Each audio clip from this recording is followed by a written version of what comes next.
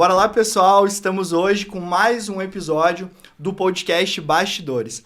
Esse podcast com o intuito de a gente abrir as cortinas do mundo corporativo, entender um pouco mais das histórias, das decisões que estão por trás das pessoas que a gente traz aqui. Hoje é um episódio muito interessante, estou muito empolgado com ele. Vai ser com uma conversa especial com o Vitor Dávila.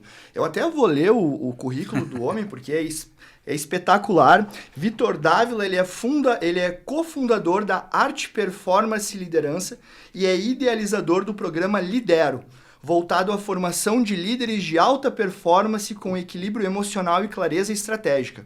Com mais de 30 anos de trajetória profissional, ele construiu uma sólida carreira no setor financeiro, onde passou 2 décadas como diretor de varejo da Rede Sul do Banco Santander, liderando equipes com mais de 2.000 pessoas e conduzindo processos de expansão no sul do país. Depois disso, ainda foi diretor de desenvolvimento de negócios da Fintech O2 Inc., onde liderou a abertura de escritórios no Brasil e nos Estados Unidos, o homem internacional, além de implementar modelos inovadores de gestão financeira para empresas. Vitor também integra a Academia Rafael Toro, iniciativa voltada ao aperfeiçoamento de lideranças em ambientes corporativos e empreendedores. Hoje, à frente da Lidero, Vitor une as experiências práticas à missão de desenvolver lideranças que transformam na vida real com hábitos, com perseverança e com propósito.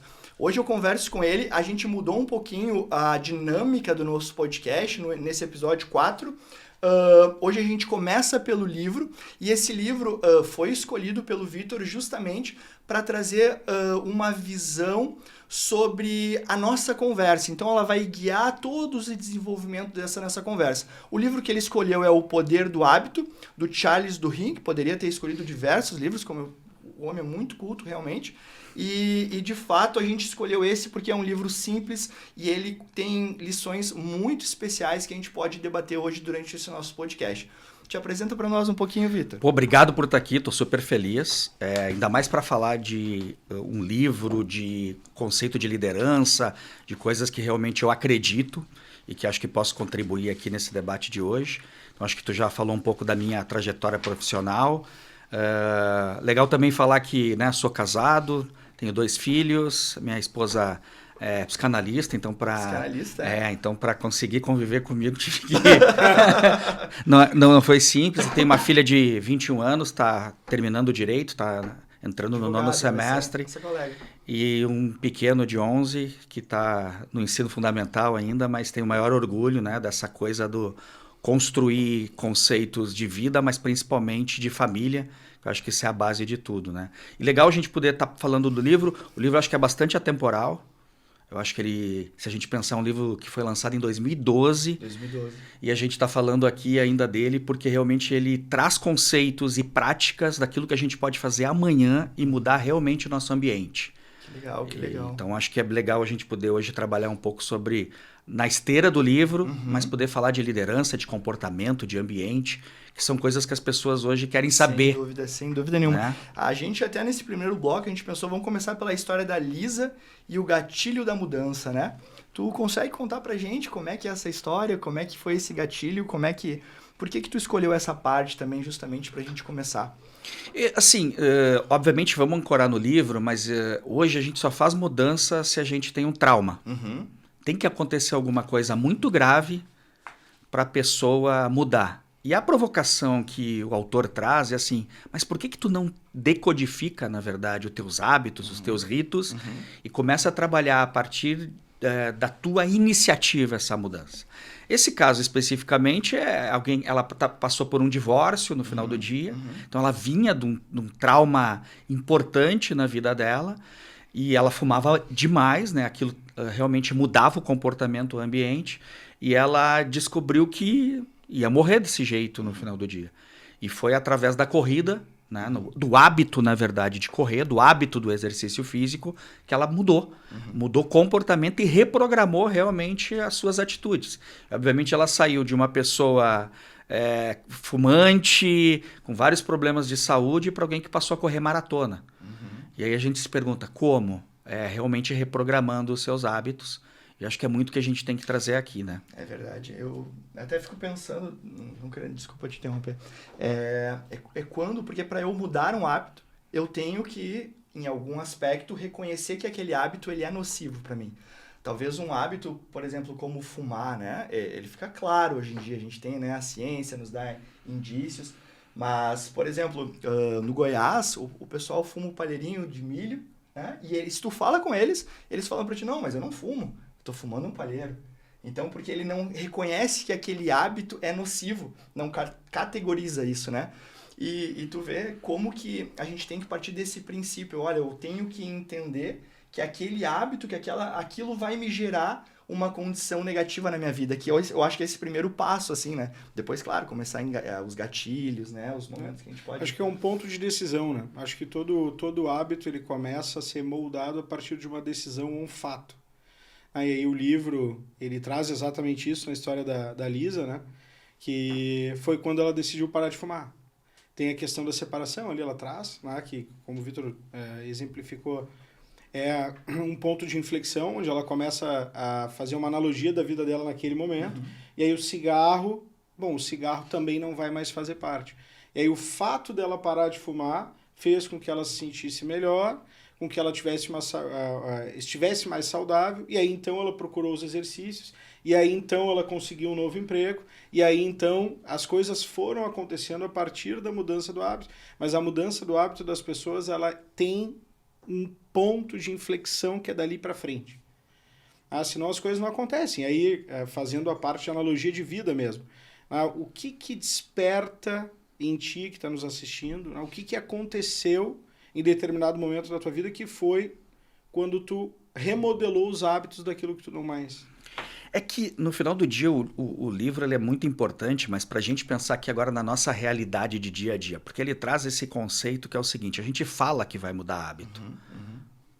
Eu vou melhorar meu inglês, então vou passar a fazer o curso de inglês. Eu estou com um problema físico, então eu vou passar a fazer atividade física. E a gente começa.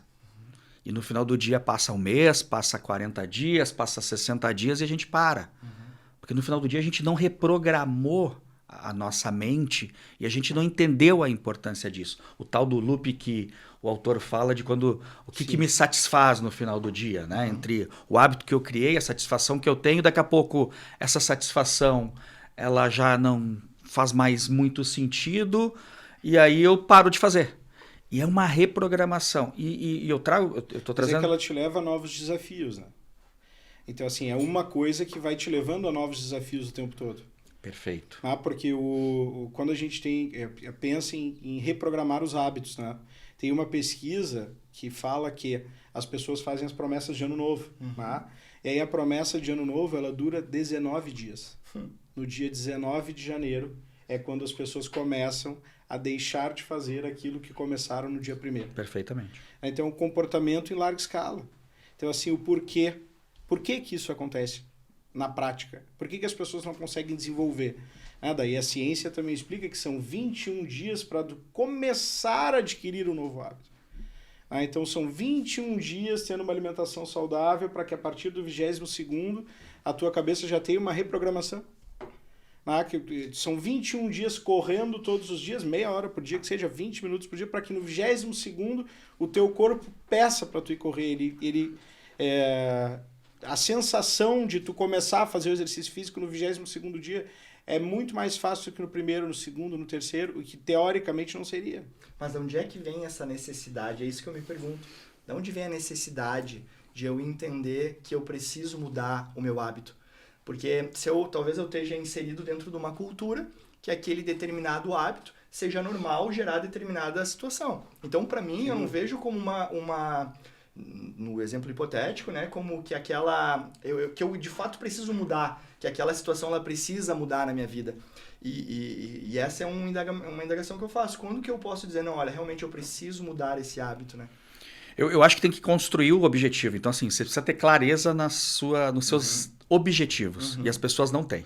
As pessoas não conhecem as suas expectativas. Elas são muito rasas no final do dia. Então, primeiro tu precisa ter profundidade naquilo que tu realmente quer. Então, não ser só um passageiro, não, né? Eu quero tal... Não, mas o que realmente tu quer? Acho que essa é a primeira coisa. E a referência que tu busca.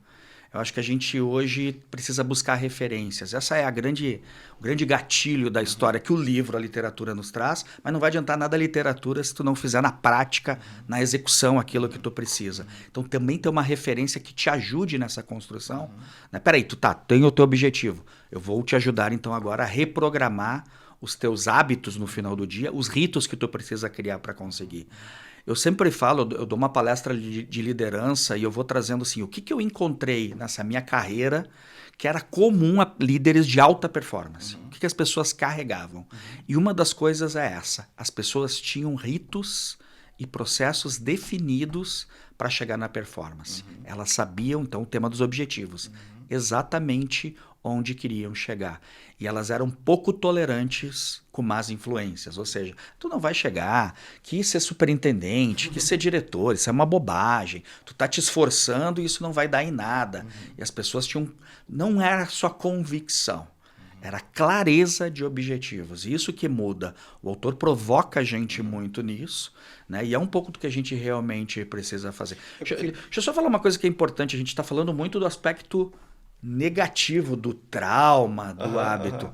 Mas tem coisas que são construídas do aspecto positivo. Às vezes tu tem traumas positivos. O nascimento de um filho, porque no final do dia isso mudou a tua vida. Com certeza. E isso faz tu te reprogramar, isso faz tu mudar. Essa história do hábito também pode vir. Então, se alguém está passando por algo impactante positivamente, é uma hora muito relevante para te reposicionar os teus hábitos. Então não é só na dor. A gente lá na Academia Rafael Toro, a empresa, na verdade, se diferencia por capacitar, né? O mercado financeiro exige uma certificação e ela se distingue por capacitar o topo da certificação, que é o do planejador financeiro, que é o CFP. E eu converso com muita gente. E uma grande parte das pessoas que eu pergunto, como é que foi? Tu passou no CFP? Porque realmente é uma prova muito difícil. E as pessoas trazem... Eu estou falando o exemplo dos filhos porque é impressionante como as pessoas trazem isso. Não, sabe o que é, Vitor? É que nasceu meu filho, a minha filha, e aí eu tive que cuidar dela, e aí a forma como eu me organizei, me planejei para estudar, seguindo a metodologia, obviamente, que a academia prega, fizeram toda a diferença para mim. Claro que tem a metodologia, mas tem muito do evento que ela está passando de mudança, porque... O filho muda completamente, né? E é isso que é importante, né? No final do dia. E existe um provérbio, ele é bíblico, que é no sentido do que é melhor que tu frequente, não constantemente, mas é melhor pro humano que tu vá num velório do que tu vá numa festa. Porque no velório faz tu refletir sobre a vida. E isso é importante. A gente conversou no episódio anterior justamente sobre a questão do agora. Como que eu penso realmente no agora, que eu tenho uma consciência de onde eu me encontro. Porque é que nem, olha, eu vou num velório, cara, tá, eu vou sofrer, vou chorar, mas o que eu posso refletir sobre a minha vida? O que eu posso entender agora que eu sou um ser finito, por exemplo? E o que eu posso fazer com essa finitude da minha vida? Porque a gente começa a ter alguns traumas, que podem ser positivos ou negativos, como tu mesmo mencionou, concordo plenamente contigo, e que eles vão pautar essas suas decisões para o resto da vida. Eu li um livro muito interessante, que é Fornos de Hitler, Os Fornos de Hitler. É uma biografia de uma mulher.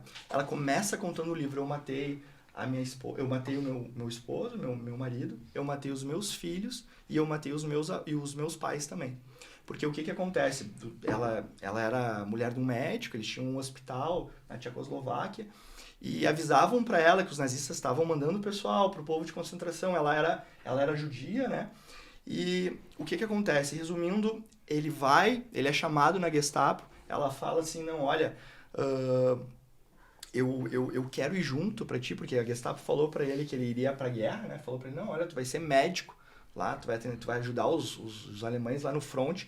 Ele trouxe essa informação para casa, os pais dela falaram assim, olha, eu nunca vi alguém levar a família para campo de batalha, tem alguma coisa errada. Ela, não, eu vou contigo, não importa onde, resumindo. Para não deixar os filhos sozinhos, os avós levaram, foi todo mundo lá para a Gestapo, colocaram direto dentro de um vagão, direto para Auschwitz. Quando ela chega em Auschwitz, tem o Mengele, e daí existem duas filas. Uma leva diretamente para onde eram cremados lá, eles gaseavam as pessoas, depois cremavam elas, e o outro ia para um campo de trabalho.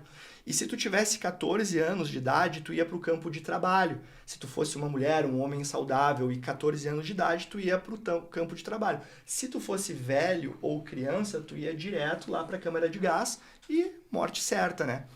E o Mengele, nas 2 filas de seleção, coloca os pais dela na fila da esquerda, que vai direto para o gás, coloca a filha menor dela com os avós, e ela tem um filho que tem 12 anos, só que ele é alto. E o Mengele olha e pensa assim, e ela pergunta para ele, Mengele, doutor, eu não sabia que era o Mengele na época, doutor, essa fila vai para onde? Não, aqui a gente vai dar um tratamento especial para os avós, para eles poderem descansar. E o Mengele tinha colocado o filho dela na fila de trabalho, e ele olha para ela assim com um olhar cínico e fala, olha, tu tem certeza disso? E ela fala, não, eu quero. E ele muda o filho dela da fila da salvação para a fila da morte. Então, assim, ela perdeu toda a família ali, e ela começa o livro com essa decisão. E o grande ponto do livro é que ela sobrevive a Auschwitz, o marido dela morre, e ela debate, realmente, ela acaba se perguntando, olha, por que alguém, numa situação dessa, por que eu via pessoas que se matavam, perdiam a vontade de viver? O que eu, de fato, por que eu sobrevivi? E por que eu não me mato, por exemplo? Por que eu escolhi viver, né? E é justamente isso, assim, a gente às vezes acha que o nosso problema, pela situação que a gente tem passado, ela é tão trágica que a gente não consegue enxergar uma esperança. Mas eu acho que a questão chave aqui da mudança do hábito é a resiliência, que é justamente o que tu fala. É causa. É isso, sabe? Tem que ter causa. Tô com a voz ruim hoje. Não, tranquilo. Mas a gente não tá 100% de voz, mas a gente consegue extrair o conteúdo. É causa. O Lucas ia falar antes. Né? Eu ia trazer que o hábito, ele é um processo. E o hábito é um processo, porque performance sem processo está fadado em sucesso. Tá? Então, assim, aquele cara que tem o excesso de vontade, mas não sabe por onde correr. Mas, assim, vou correr uma maratona. E começa escolhendo a maratona de 42 quilômetros. Ou seja, ele tem a vontade, talvez ele consiga correr a maratona, ele vai ter a performance em relação a isso, só que os processos vão fazer com que isso não se torne um hábito. Porque processos bem estruturados trazem uma performance consolidada. E o mesmo a gente consegue aplicar para dentro da empresa, e a mesma coisa a gente consegue aplicar na vida das pessoas. Então, assim, eu vou fazer a partir de agora, como o Vitor trouxe ali, vou fazer uma certificação de CFP. Bom, não adianta eu ter vontade de estudar e comprar o curso se eu não organizar, que eu vou estudar 2 horas por dia, que no final de semana eu vou estudar 4 horas por dia, que eu vou varar as madrugadas, que eu vou fazer durante 3 meses de preparação, eu vou fazer, 10 simulados. Se não tiver processo, vai dar errado. E resiliência. Exatamente. Que está totalmente atrelada à palavra. Exatamente. Porque a mudança de hábito, ela está na resiliência. A gente acabou de falar aqui que dura 19 dias. Exatamente. Esse é o grande... Mas eu acho que tu trouxe esse ponto importante, né, da tua experiência do livro, que é a causa. A causa precisa ser maior do que tudo. Sempre. Aí como tu leva esse objetivo, essa causa, passa muito pelo que tu está falando. E eu necessariamente também falo, né, nas minhas palestras de liderança. Os líderes de alta performance que eu encontrei, as pessoas de alta performance tinham muito claro os seus processos. No final do dia é como que tu faz o teu dia acontecer. E é um passo de cada vez, né? Do A pro B, do B pro C. Não tem como. Então, assim, lógico, tem muita gente que brinca hoje com essa história, né? Porque o mundo corporativo virou muito essa coisa de frase pronta, né? Não, os processos... Mas processo, no final do dia, é como eu levo a minha vida. Sem dúvida. É verdade. Ok? Eu sempre brinco que, assim, para falar de processo, alguém levanta numa segunda-feira para ir para o aeroporto para fazer uma viagem de férias. Eu queria muito fazer uma viagem de férias em Fernando de Noronha. E eu sou de Porto Alegre. Alguém levanta de manhã e diz assim, hoje eu vou fazer férias em Fernando de Noronha. Vai para o aeroporto para comprar uma passagem que tem que parar no Rio para ir para Recife, para ir para Fernando de Noronha. Agora já tem voo direto, mas... E descobre qual é o preço para depois chegar no Fernando de Noronha para ver quanto que é o hotel. Alguém faz isso, na verdade. Isso é processo, é isso que a gente está falando. E por que nas férias, no final do dia, eu me organizo, consulto o preço antes, faço um orçamento para saber se eu posso... Meses. Às vezes anos antes. Por que para as férias eu faço processo e hoje para o meu dia a dia realmente de trabalho, para as coisas que eu quero? É um pouco do que o autor traz e é um pouco que a gente precisa pensar aqui. Como é que tu te reprograma para os teus objetivos? Mas tenha eles. E não pode ser da boca para fora. Isso é outra coisa que todo mundo percebe. Né? A gente é muito hoje conveniente. A gente fala o que o outro quer ouvir. Isso é uma grande bobagem. E é isso que precisa mudar. Não é o que o outro quer ouvir. É o que você está sentindo, caramba. Isso. Mas bota para executar. Né? Porque a gente é adulto. Isso. Eu acho que é fenômeno também da rede social, a questão da quebra da sinceridade assim, na conversa. Hoje em dia a sociedade, a gente conversou isso também, ela tá muito mimizenta. Né?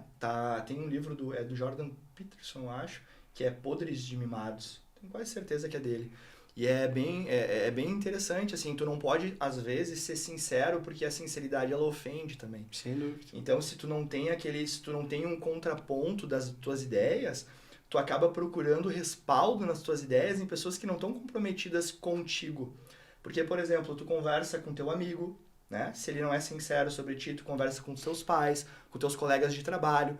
Se essas pessoas não podem ser sinceras sobre as ideias que elas trocam contigo, tu vai procurar, por exemplo, respaldo nas suas ideias em um outro maluco que tu nem conhece na internet. E ali acaba te possibilitando um encontro de idiotas, né? E que acabam dando respaldo para ideias que são absurdas, né? Sem dúvida. Eu acho... Sem dúvida, concordo plenamente, assim. Eu acho que isso que tu traz em relação ao fenômeno das redes sociais, né, que não vai falar o que a pessoa quer ouvir, não o que ela precisa ouvir, e aí está a grande diferença. Isso acaba implicando numa série de malefícios para a vida da pessoa. Exatamente. Porque assim, como o Isaac trouxe aqui, tu vai te aconselhar com um amigo, tu vai te aconselhar com um familiar, né, quando tu tem um objetivo. Se eles não forem sinceros contigo, eis aí um enorme problema. Né? E até a psicologia já fala hoje de um termo que se chama sincericídio. Sincericídio, que são as pessoas que são sinceras demais. Exatamente. Então, assim, elas falam tanto, são tão sinceras, que elas não têm nenhum tipo de empatia pelo que o outro vai sentir. Tem esse outro lado, né? Tem esse outro lado. Mas, assim, dos teus hábitos, qual que tu poderia, assim, dizer que foi um hábito chave para tu chegar onde chegou? Assim, a estrutura de entrega, isso que eu falo, de ter clareza nos objetivos. E também esse binômio, eu diria assim, entre valores e o que eu precisava fazer. Então, eu nunca me desviei disso. Sempre que eu me desviei, eu fui mal. Sempre que eu me desviei, eu não tive a produtividade que eu esperava. Talvez não tivesse até conseguido os objetivos que eu tinha. Os valores morais, os valores que eu carrego, aquilo em que eu acredito, a forma como eu fui criado, as relações que eu tenho de ambiente. Eu acho que é disso que a gente traz na empresa que a gente criou, uma visão humanizada, em que eu preciso tratar a pessoa com respeito, a visão de que eu preciso dizer a verdade para a pessoa, mas eu tenho que saber como dizer isso. Né? Óbvio, a gente hoje está falando da cultura da frustração, né? As pessoas não sabem trabalhar a frustração. Precisa saber trabalhar, então. E esse é o papel. E o papel do que eu sempre busquei foi isso. Como é que eu falo a verdade de uma forma correta, transparente, lúcida. Né? Tenho que realmente carregar um pouco de sabedoria, né? O que eu posso passar para essa pessoa, mas sem esquecer que eu também tenho a minha responsabilidade sobre isso. Então, acho que o tema da autorresponsabilidade sempre permeou meus hábitos. Assim. Eu nunca... E a autocrítica mesmo, né? Eu tô fazendo o que tem que ser feito, eu tenho a responsabilidade de saber que isso depende de mim, porque hoje na terceirização de culpa, eu vivo isso, continuo vivendo isso no meu dia a dia, é muito grave hoje o que a gente vive da terceirização. Nunca é culpa nunca é minha culpa, é sempre culpa dos outros. Eu vivo outros negócios, eu vivo a educação de um outro lado, que é o início da criança, e hoje realmente na linha do que a gente se relaciona, muitos pais esperam da escola a educação. Quem educa são os pais. Exatamente. A escola, na verdade, ela forma, do ponto de vista dos conceitos pedagógicos que ela tem, ela desenvolve, na verdade, a criança. A socialização é um efeito importante que a escola tem, mas educar quem educa são os pais. É uma outra espécie de educação, né? Que a escola fornece. Esse é o conhecimento básico, etc. É desenvolvimento, Mas educação é em casa. desenvolvimento, mas educação, isso que tu me perguntou, o que tu carrega? Eu carrego esses conceitos Valores. de vida, que são os valores que fazem diferença para mim. São negociáveis. Exatamente isso, né? Torna quem tu é, de fato, né? A gente estava conversando ali fora sobre a questão da cultura por si, né? Que para mim, na minha cosmovisão, a cultura ela é um mapa, né? Ela é um mapa que é passado pelos teus pais de como tu viver a vida. Né? A gente vive hoje uma crise cultural. Por que eu vivo essa crise cultural? Porque, por exemplo, tu vai no Rio de Janeiro, tu pensa, olha, a cultura do Rio de Janeiro é, digamos, uma feijoada, né? Que nem o exemplo que eu citei antes. Por que essa feijoada é a cultura do Rio? Porque a pessoa que executou o prato, ela não começou do zero, ela começou de uma base. E essa base é a cultura, é esse mapa que foi passado para a pessoa que fez, pelos pais, ou por quem quer que seja, né? Que é a pessoa que educou, que de fato educou, que colocou esses princípios básicos na mente da pessoa que executou, o cozinheiro que fez a comida ali, a feijoada. E ela parte de uma base para desenvolver algo. Ela não precisa descobrir como se faz a feijoada por si. Ela parte de algo já predisposto. Por que a gente vive hoje essa crise cultural? Que as pessoas elas não sabem mais quem elas são, elas estão desencontradas. Tu fala hoje para uma criança, tu tem que ser feliz. Eu tô com 36 anos e ainda eu me pergunto o que é a felicidade. Porque é a questão da consciência de agora, que a gente tinha conversado antes. Eu preciso ter uma consciência, analisar a minha vida, analisar as coisas até onde eu cheguei aqui. E será que eu sou feliz? Não sou feliz? Para onde eu quero levar minha vida no futuro? Quais são os hábitos que eu tenho que adotar para ser feliz? Se eu, de fato, tenho uma quebra dessa questão cultural, desse mapa da vida, eu vou lá com 36 anos tendo que descobrir o básico, que é algo que eu já poderia ter sido ofertado pelos meus familiares ou pelas pessoas que me criaram. Então, hoje, eu vejo que tem esse rompimento uma grande parte dos problemas da sociedade são por conta disso, de uma imposição para as pessoas que, olha, tu tem que descobrir por si o significado da vida. E tudo que foi construído antes, ele é desprezado. É uma visão um pouco conservadora, mas eu acredito que ela explica, de fato, até onde a gente está chegando. E caminha com o que tu me falou também, que eu achei muito interessante, que a gente está num momento, me corrija se eu estou errado, Perfeito, de reconstrução desses valores, né? Então, primeiro assim, trazendo para o ambiente profissional, do mundo corporativo, que é outra coisa, eu sempre falo isso porque é o que eu vivi. Cultura é o que demite, cultura é o que contrata. Uhum. Isso tem que ficar muito claro. Então, se a pessoa não entendeu a cultura de onde ela vai trabalhar, ela cometeu um erro grave. Ela precisa entender o que ela vai fazer. Se aquilo conversa com os valores dela, logicamente, mas também com a expectativa profissional que ela tem. Uhum. E eu vejo muita gente cometendo esse erro. Assim como, no final do dia, é o que demite depois, né? Porque a pessoa não entendeu a cultura daquela empresa, a forma como as pessoas que lideram a empresa pensam. Então, é muito importante entender o que é cultura. Cultura é o que movimenta o ambiente, é o indutor de comportamento dos negócios. Então, no mundo corporativo, é muito importante que as pessoas tenham isso claro. Ah, não, eu vou mudar, eu vim para cá. As pessoas são contratadas e a primeira coisa que elas falam, eu pensei que eu ia ter autonomia, que eu ia poder chegar aqui dando dicas e mudando a empresa. Não, você tem que entender onde você está. E aí sim você vai se movimentar em busca dos seus objetivos. Fazer uma leitura de ambiente antes de qualquer coisa. Mais do que tudo, assim, ver onde tu vai trabalhar com as pessoas que tu... eu só descobri depois que eu entrei. Não, desculpa. Tu tem várias formas de entender como a empresa se posiciona. Hoje, no mundo das redes sociais, tu entende perfeitamente quais são os objetivos daquela empresa. Então é muito, muito claro ter isso. E uma outra coisa, esses dias assistindo um podcast que eu achei super interessante, porque eu vi uma pessoa forjada no mundo digital, no marketing digital, mas que começou como eu no mundo analógico, falando um pouco dessa transformação e dessa parábola que a gente vive no mundo, e que quem quiser realmente estar conectado daqui a 2, 3 anos com essa nova geração para vender, para se vincular, para fazer negócio, tem que de novo valorizar o efeito família. Família, né? A família está voltando, nunca devia ter saído de moda, né? Na minha opinião, mas ela está voltando como realmente uma referência daquilo que constrói, daquilo que realmente vale a pena. A gente perdeu isso. Perdeu. Um pouco da experiência que eu trouxe. De alguma forma, as pessoas passaram a...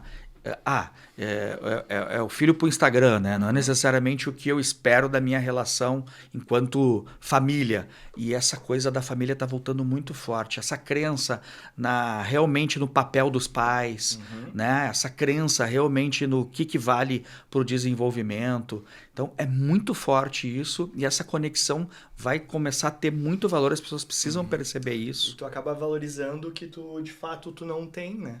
E é justamente isso, porque a gente vê que a sociedade, ela carece disso. Ela não tem isso, né? Ela não tem mais esse norte dado pela família. Então, ela tenta se reconectar com aquilo. Porque é triste, assim, essa falência dos princípios. Hoje em dia, esse imediatismo, né? E essa questão que tu trouxe também olha, eu chego na empresa e eu começo a exigir, eu começo a refletir, não, olha, eu acho que a empresa tem que me entregar algo, mas cai lá naquele princípio do livro, que é liderar a si mesmo antes de liderar o outro. Essa pessoa que está entrando na empresa, o que ela faz por si? Né? Porque um funcionário, vamos supor que não performa, um funcionário que ele não entrega, ele além de romper com a empresa, ele está rompendo com si mesmo. Né? Porque ela está rompendo com seus princípios. Olha, eu estou tentando, eu estou aqui fazendo um trabalho mal feito, eu não estou preocupado qual que é o meu propósito, o propósito da empresa, não estou pensando em me desenvolver, daí eu perco essa consciência do agora. Daí eu começo a ver referências na rede social e começo a imaginar que aquilo ali é a realidade. Quando, na verdade, a realidade é a vida que eu estou vivendo hoje, né?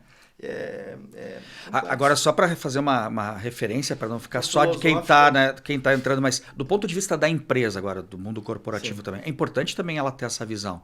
Ela precisa entender o fit cultural, o que ela espera do profissional que ela está contratando. Então, também é obrigação dela, num processo de seleção, entender esse fit cultural, entender o perfil do profissional que ela busca, ter um onboarding, que isso é outra coisa, para mim, que faz muita diferença na performance. Né? Um onboarding bem feito, cuidado com essa história de onboarding, aí eu treino. Não. O melhor onboarding que tem é o mão na massa. Primeiro a pessoa produz, para depois tu ensinar no final do dia o que tu quer, né? Então, é importante ela entender essa dinâmica. E a empresa tem esse papel também. Senão ela vai trazer alguém e que ela vai acabar desligando rapidamente, custo, né? Porque ela não entendeu o fit cultural dessa pessoa. Tem uma coisa que aí é muito pessoal, né? Que me incomoda bastante, é a questão do tô aqui para aprender. Eu assim, sempre tive esse problema. Na primeira conversa, assim, quando a gente tem um colaborador novo, vou bater um papo, eu vim aqui, estou sedento para aprender e para ensinar.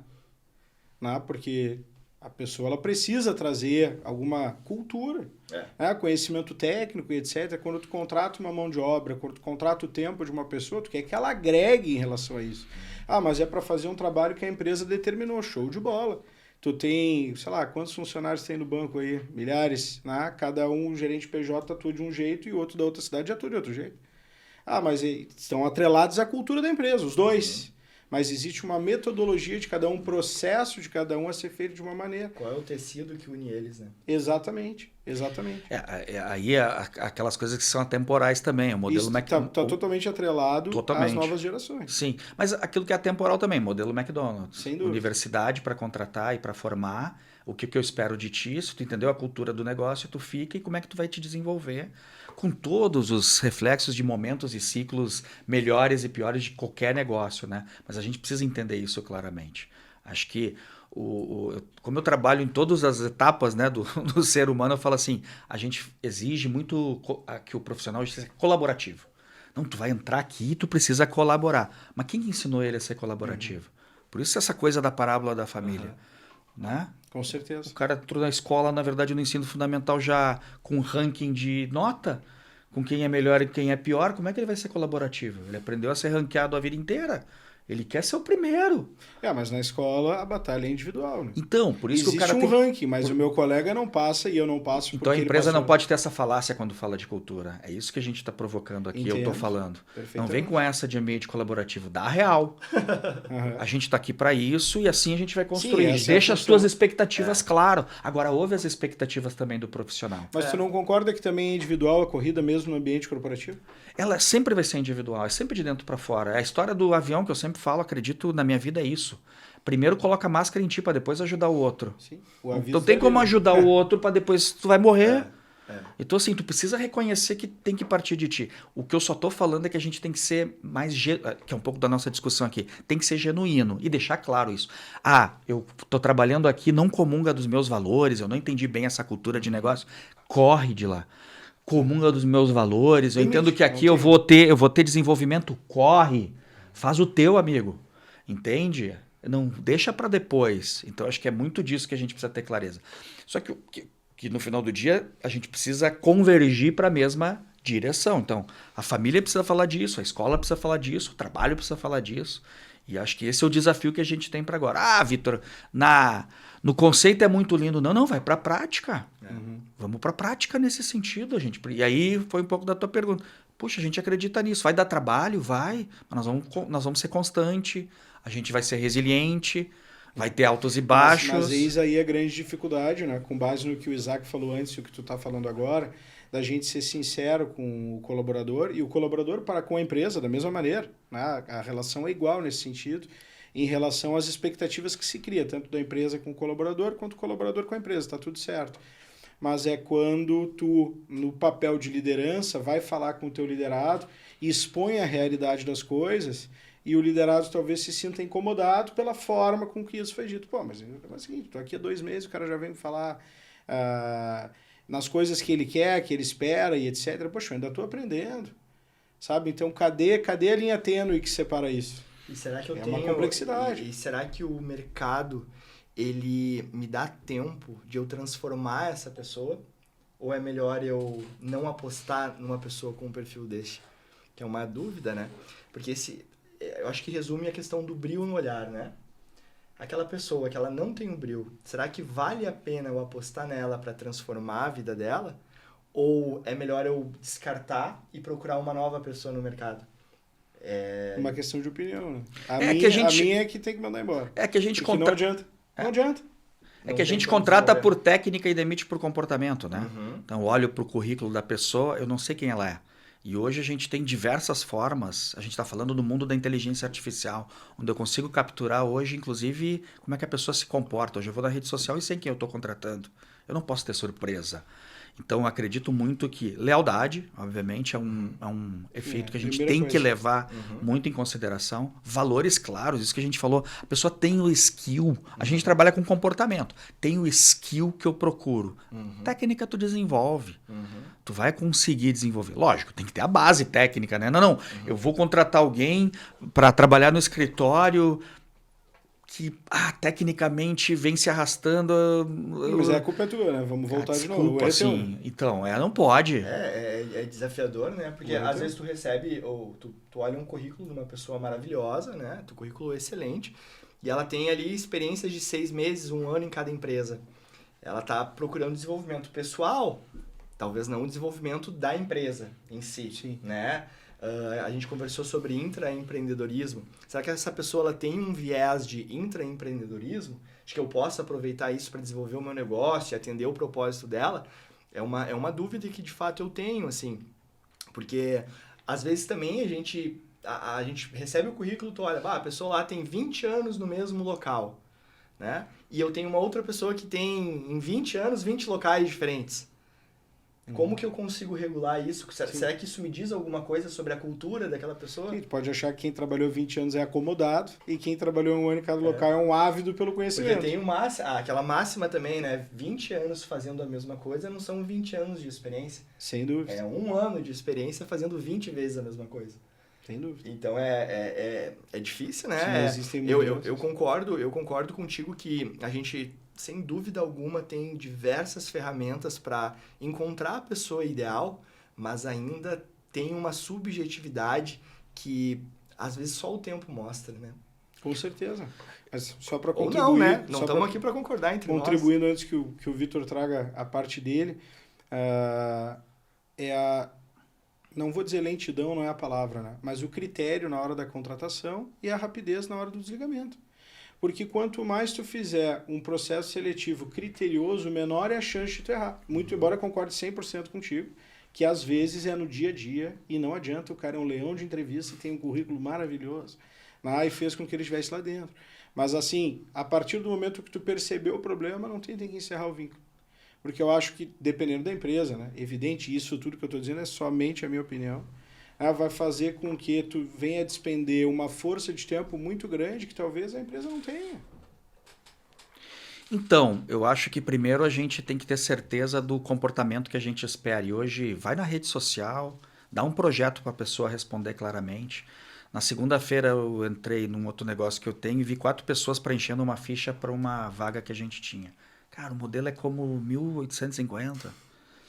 Entende? Tô falando aqui, fazendo a minha autocrítica no final do dia. O modelo é como a gente... Então, a gente precisa criar outros modelos de contratação e descobrir realmente o que a gente quer, que a gente está falando de comportamento. E aí vai ter que deixar mais de lado essa parte técnica, porque a gente olha, da universidade e tal, mas que universidade a pessoa teve condições de fazer o acesso? E se ela se virou nos 30 para conseguir para aquela universidade e tem os valores e o skill que a gente quer, aposta nela, não tenha medo. E a outra coisa é que a gente lida aqui liderança, pessoal. Eu trabalhei a minha vida inteira, eu entrava numa agência, pelo vigilante eu já sabia o que eu ia encontrar, não precisava nem perguntar quem era o gerente.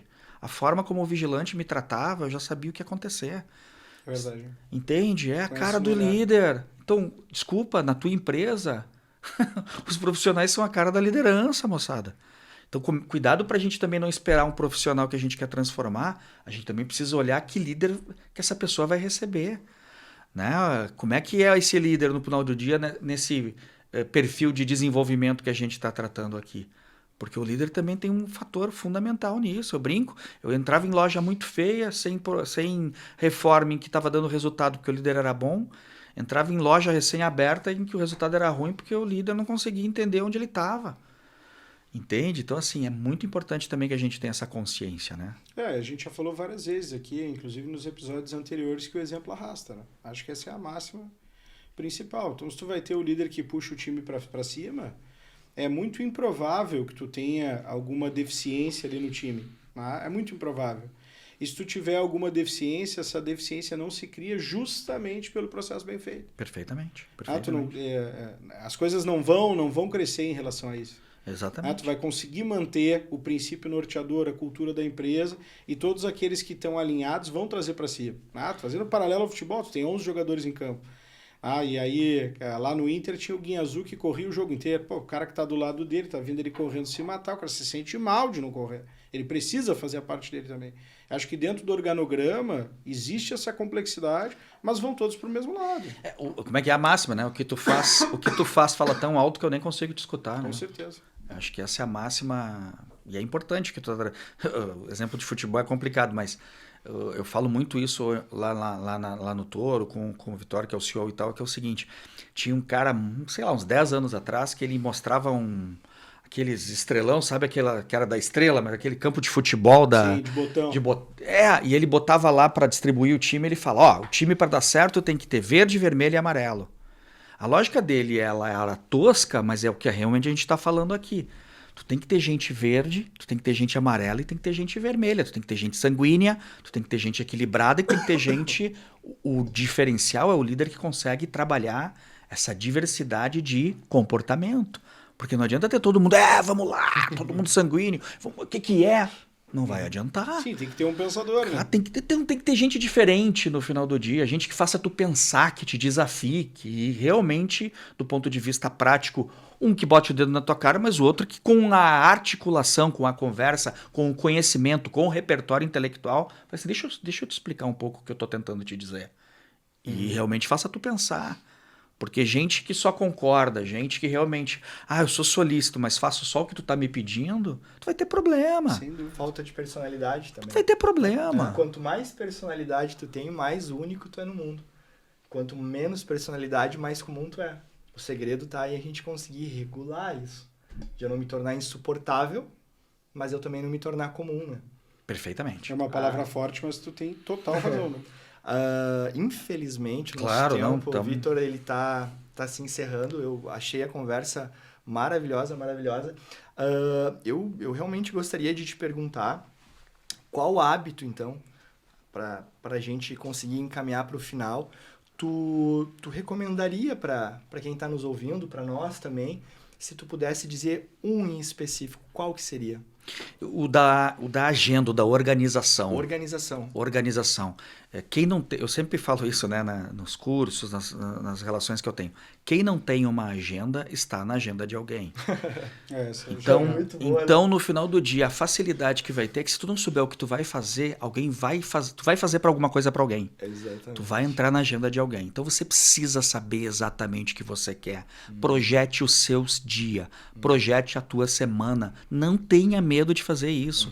Projeta o teu mês, os teus objetivos, aonde eu quero chegar. Faça para ti. Não diga para ninguém, mas faça isso acontecer e revisite. Eu estou conseguindo cumprir com o que eu me estruturei para fazer, porque a gente é demandado e a injeção do desânimo ela bate sempre pra gente. Então, assim, precisa ter muita clareza e é isso que eu acredito muito.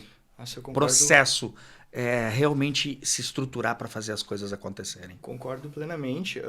Até tem o dizer de Sêneca, né? Não existe vento bom para o marinheiro que não sabe onde é que ele quer chegar, né? Sim. E é justamente isso. Se eu posso ficar atracado no porto, parado, e reclamando do vento, né? Mas por quê? Porque eu não sei para que lado que eu quero ir para minha vida. E essa determinação, quando eu encaro, quando eu vou para o mar e eu sei o porto que eu quero de fato atracar, eu consigo trabalhar o vento, né? Essa é... Eu ainda não tenho Sêneca na minha cabeça, mas eu tenho a Disney. Né? Alice no País das Maravilhas. É um exemplo que quem trabalha diretamente comigo já ouviu inúmeras vezes. Quando a Alice chega na estrada e vê o gato em cima da árvore e pergunta, onde é que essa estrada dá? E a pergunta do gato é, aonde tu quer chegar? Que para quem não sabe para onde vai, qualquer caminho serve. Então acho que vai totalmente de encontro, assim, em relação ao que o Isaac acabou de falar. E tem o que o Vitor trouxe. Né? Tem uma manobra que mudou a navegação a história da humanidade foi por conta dessa manobra. Porque antes os barcos à vela, eles só iam para o lado, para a direção que o vento puxava, né?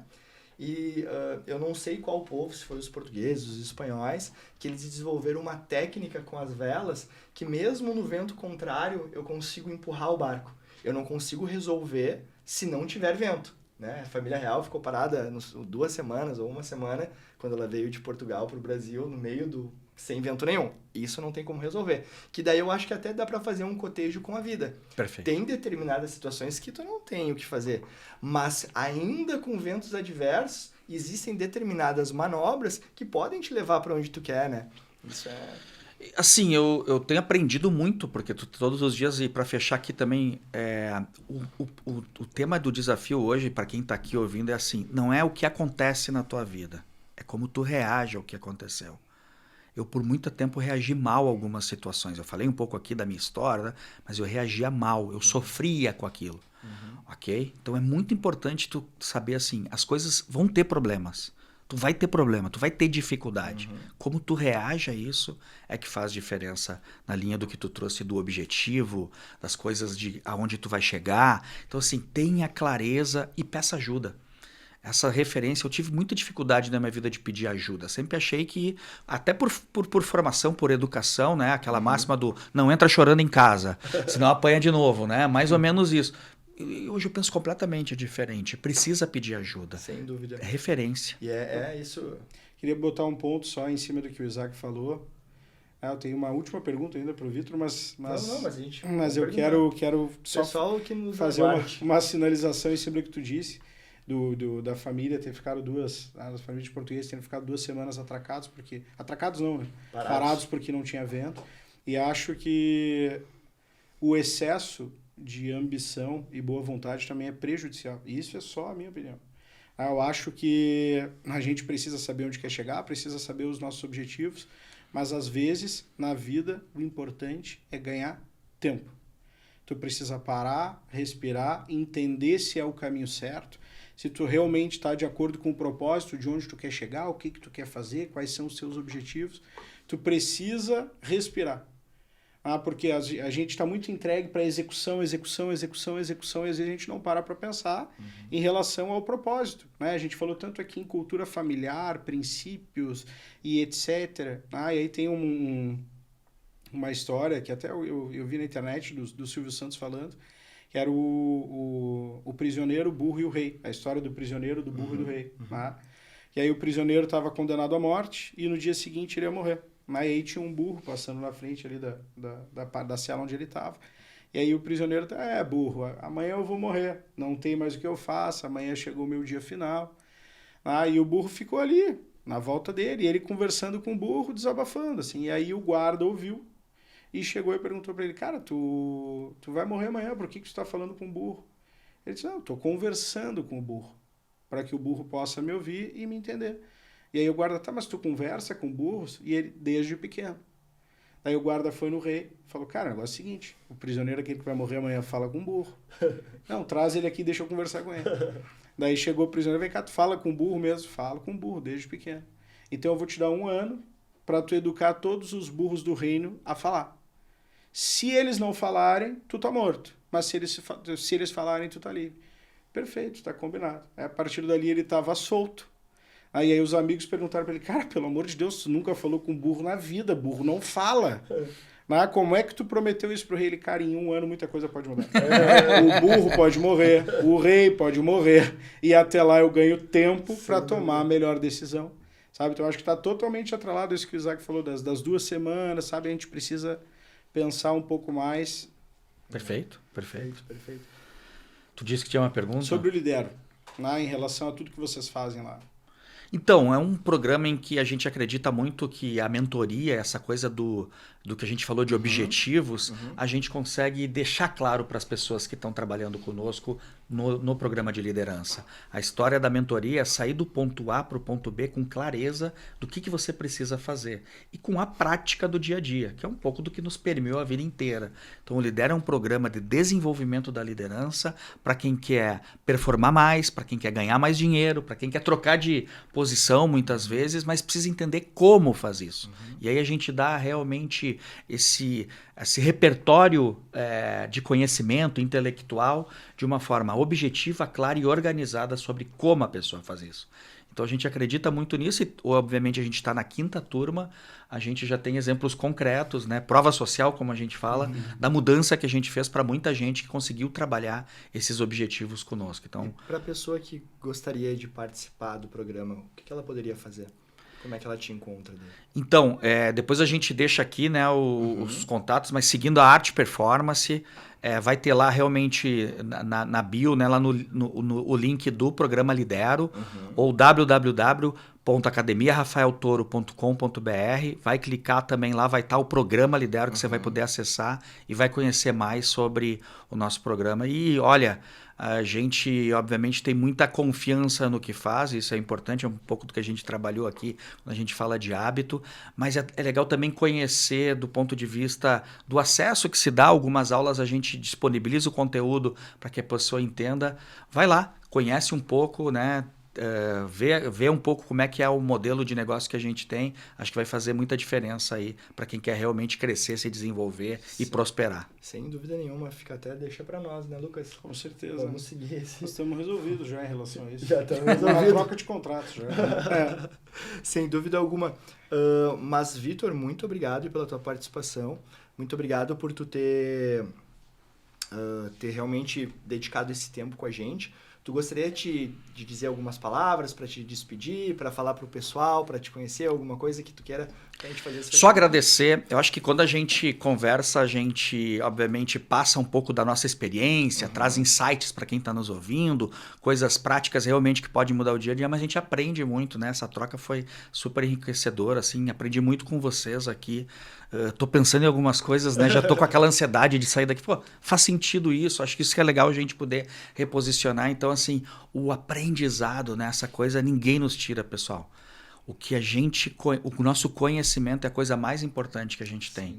O mundo hoje realmente é dos dados, mas de quem sabe trabalhar com eles. Então, vá atrás do seu autodesenvolvimento, procure referências realmente consistentes para te ajudar com a tua vida, com a tua carreira e faça acontecer. Então, obrigado mesmo por a gente estar aqui junto. Sempre é bom, né, a gente parar e pensar e conversar e aprender também com quem está fazendo o dia a dia acontecer aí, né? Top, concordo plenamente, sem dúvida. Então, pessoal, agradeço vocês por ficarem até este momento com a gente. Foram lições muito proveitosas. Acredito que para vocês também, se viram valor no que foi dito, no que foi conversado, nos sigam nas nossas redes sociais para nos acompanhar, sigam o Vitor também. E fiquem em paz, fiquem com Deus, que o próximo episódio a gente se vê novamente. Um grande abraço.